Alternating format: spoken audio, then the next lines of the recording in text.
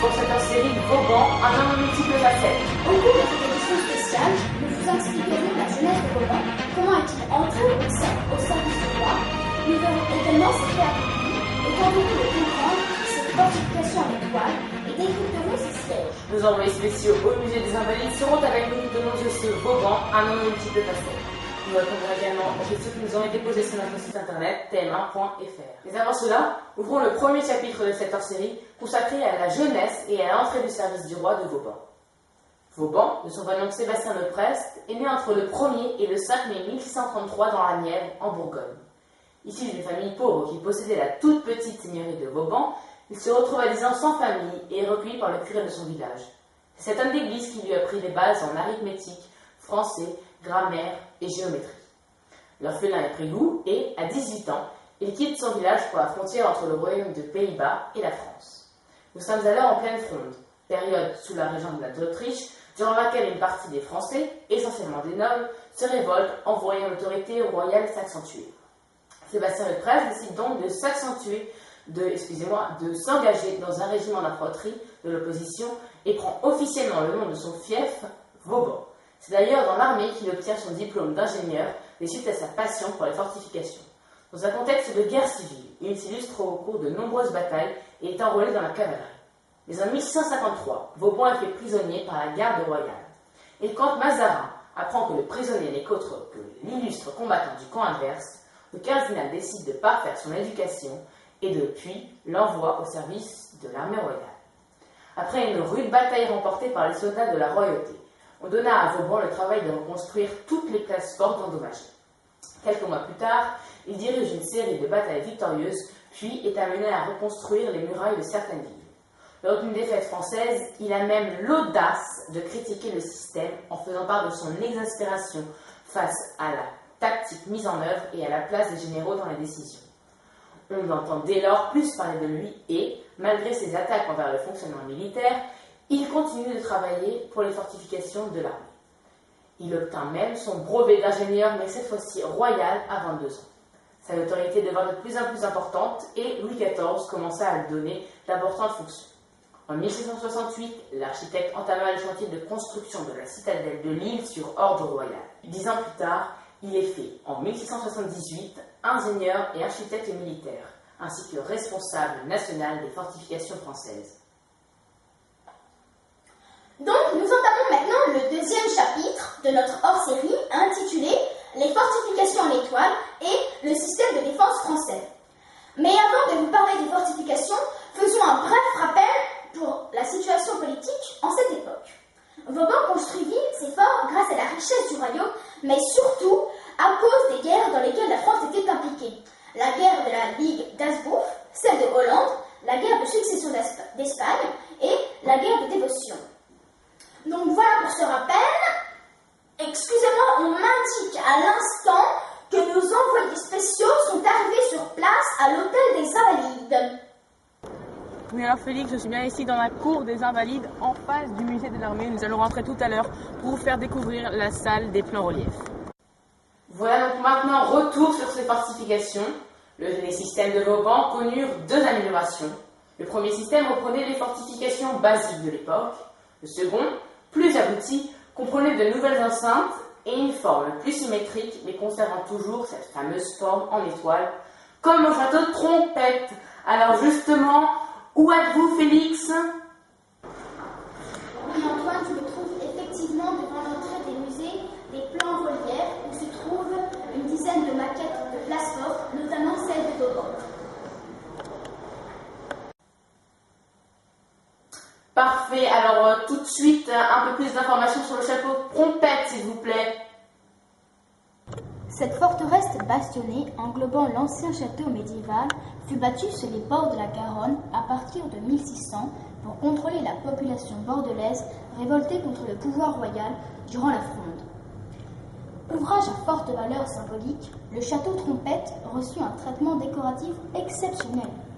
Sa construction fut perfectionnée par Vauban à partir de 1680 et achevée en 1691. Le plan relief dont les bâtiments sont entièrement démontables montre l'aspect de la citadelle à la fin de sa construction. Détruite en 1816, ces soubassements sont conservés sous la place des Quinconces, aménagée à son emplacement en 1829. C'est un exemple typique des fortifications en étoile de Vauban. La troisième amélioration, qui ne fut édifiée qu'une seule fois en Alsace, étant fort complexe, la rendit imprenable. L'emplacement de la citadelle jouait également un rôle extrêmement important de défense pour ces places fortes. Le chemin de ronde était désormais couvert et toutes ces fortifications étaient placées en pente douce, ce qui permettait de fusiller plus facilement les assaillants. Toutes ces nouvelles techniques furent généralisées avec le temps par Vauban sur l'ensemble du territoire français.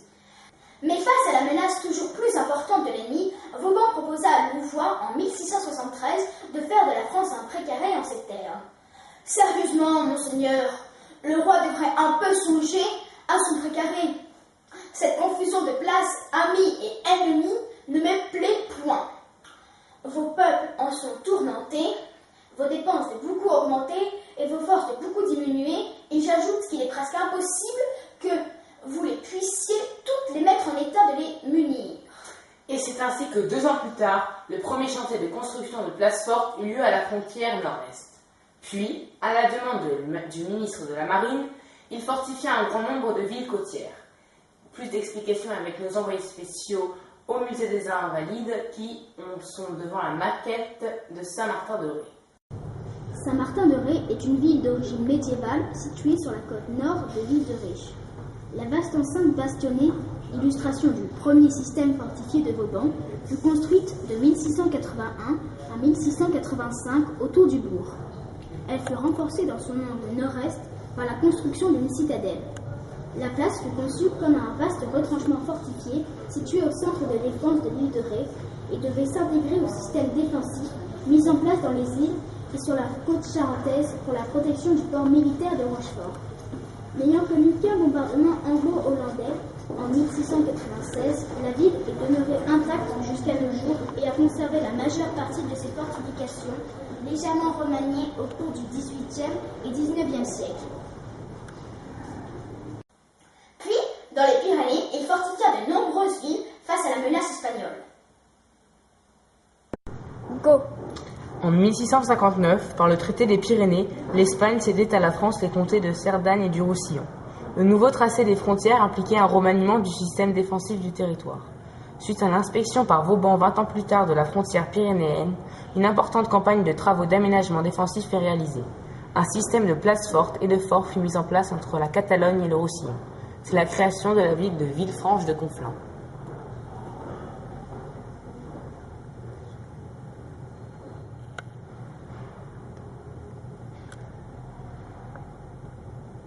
A été aussi connu comme preneur de ville et c'est le sujet de ce 3e chapitre.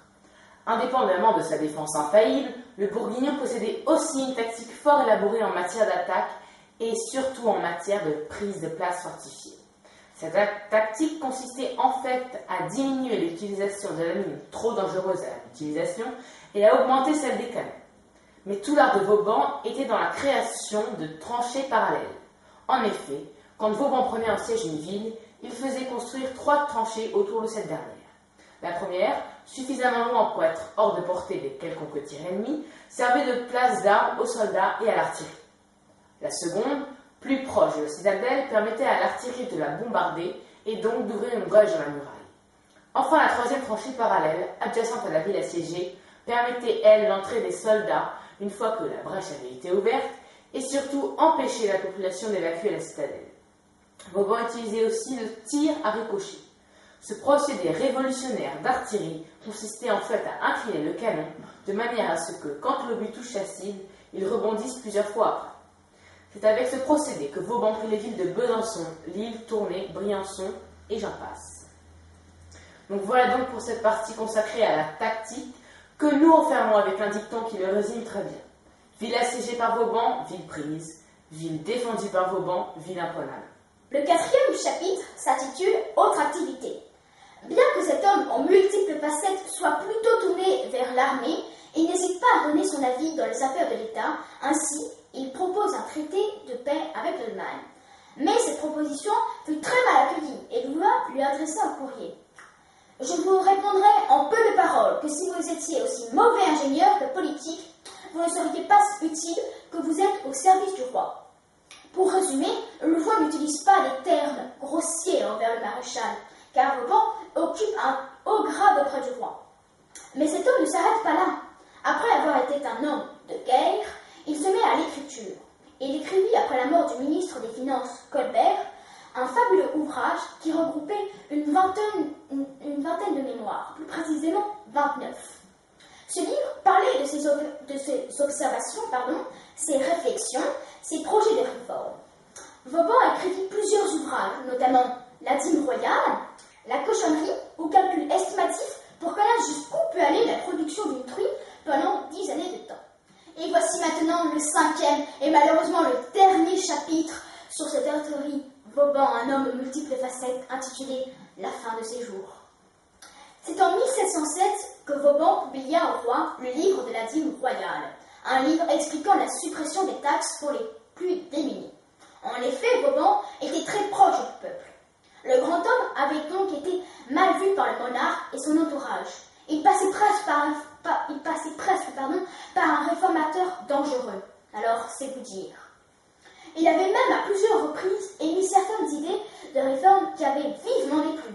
Le ministre Louvois avait voulu le détourner de cette voie qu'il considérait comme funeste et dangereuse pour l'ordre moral du temps. Et, dans un moment de colère, il avait osé écrire une fois de plus à Vauban une lettre étrange dont voici un passage. Je vous dirais que si vous n'étiez pas plus habile en fortification que le contenu en votre mémoire donne lieu de croire que vous l'êtes sur les matières dont il traite, vous ne seriez pas digne de servir le roi de Narsingh, qui, de survivant, est un ingénieur qui ne savait ni lire, ni écrire, ni dessiner. S'il m'était permis d'écrire sur une pareille matière, je vous ferais honte d'avoir pensé ce que vous avez mis par écrit. Et comme je ne vous ai jamais vu vous tromper aussi lourdement, qu'il paraît que vous l'avez fait parce que, en mémoire, j'ai jugé que l'air basoche vous avait bouché l'esprit et qu'il était à propos de ne vous y guère laisser demeurer. On pouvait alors prédire le sort que réservait le peuple à l'ouvrage du maréchal. Il fut en effet très mal accueilli. Le malheureux maréchal ne put supporter l'indignation de son maître, pour qui il avait fait tout. La relation entre le monarque et le maréchal se dégrada à la fin de sa vie. Mais nous savons plus précisément comment se sont déroulés les derniers jours de Vauban grâce à une déposition, c'est-à-dire une sorte de journal quotidien de son valet de chambre nommé Jean Colas. Le maréchal serait tombé dans une sorte de dépression après avoir appris que son ouvrage, La dîme royale, n'aurait pas plu au monarque ni au peuple. En fin de semaine, aux alentours du jeudi, il aurait attrapé une fièvre qui alla de pire en pire au jour suivant. Le dimanche, la fièvre s'atténua. Selon le valet de chambre, Vauban mourut un 30 mars sur les coups du 9h03 du matin. Son corps sera enterré dans une église paroissiale de Bazoches, près de son château, à 15 km au sud de Vézelay. Son cœur sera transporté le 28 mai 1808 dans l'église du Dôme aux Invalides à Paris, où il repose sous un monument parmi les plus grands maréchaux de France. Actuellement, dans la salle du tombeau de Napoléon. Vauban.